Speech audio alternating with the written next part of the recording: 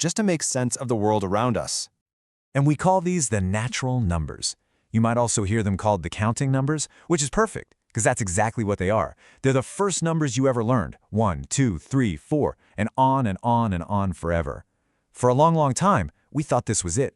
This was all the numbers we'd ever need. A really easy way to think about them is as the sheep counting numbers, right? If your whole job is just to make sure all your sheep are there, this system is perfect. 1 sheep, 2 sheep.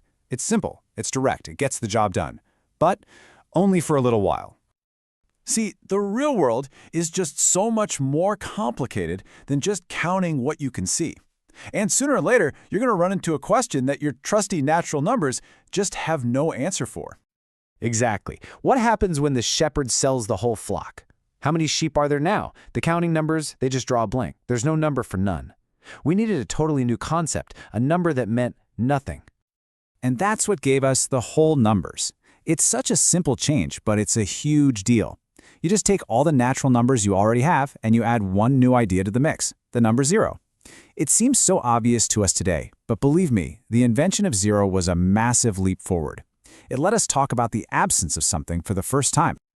Okay, so we've solved the nothing problem, but here's another real-world headache. Let's say you borrowed a sheep from your friend. You're in debt. How do you write down a value that's actually less than nothing? And boom, our universe of numbers expands again. This time, we get the integers. Think of this set as a mirror image. It takes all the whole numbers and then creates a negative opposite for every single one. All of a sudden, we can describe not just what we have, but what we owe. We can talk about debt, or we can talk about the temperature dropping below freezing.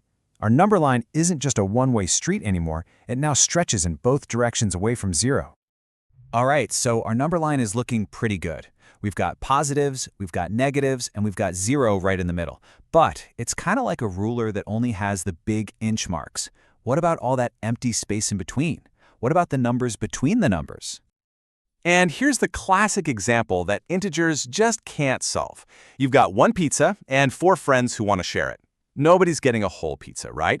They're each getting a part of a pizza. We need a whole new kind of number for this. This brings us to the rational numbers.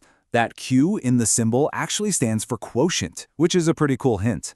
These numbers are all about ratios, or as we usually call them, fractions.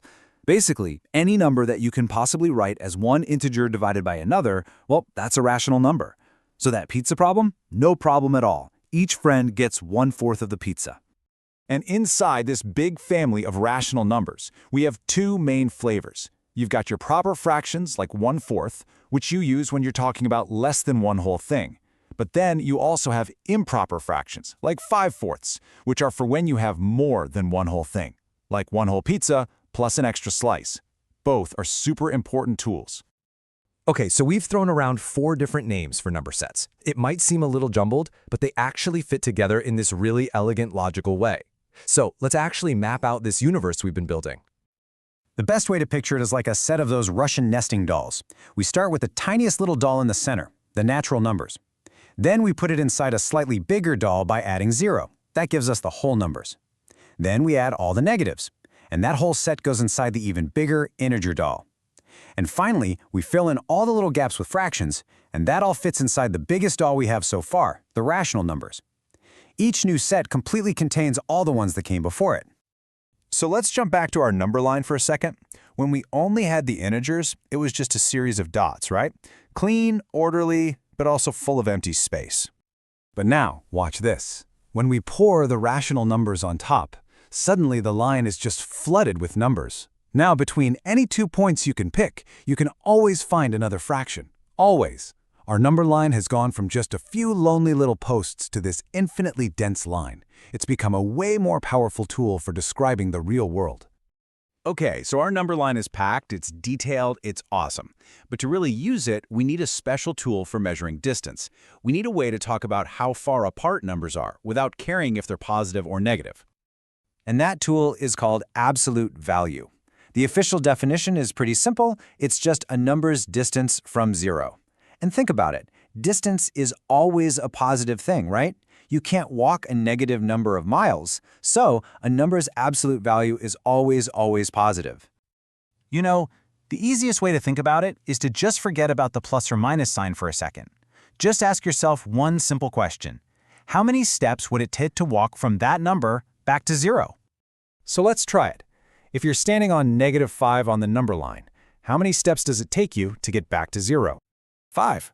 It's just 5 steps. That's all there is to it. The direction you're coming from doesn't matter one bit. All that matters is the pure distance. That's the beauty of absolute value.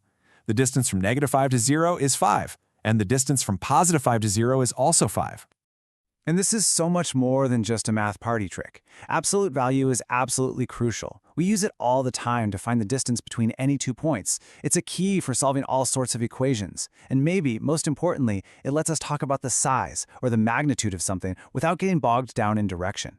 Think about the power of an earthquake or the speed of a car. You don't care about positive or negative, you just care about how big the number is. So, what a journey, right? We've gone from just counting sheep to a number line that is packed, dense, and full of integers and fractions. It really feels like we've filled in every possible space. But have we? Are there still some secret, hidden gaps on that line? And if there are, what kind of bizarre new number could possibly live there? Well, that's a story for another time.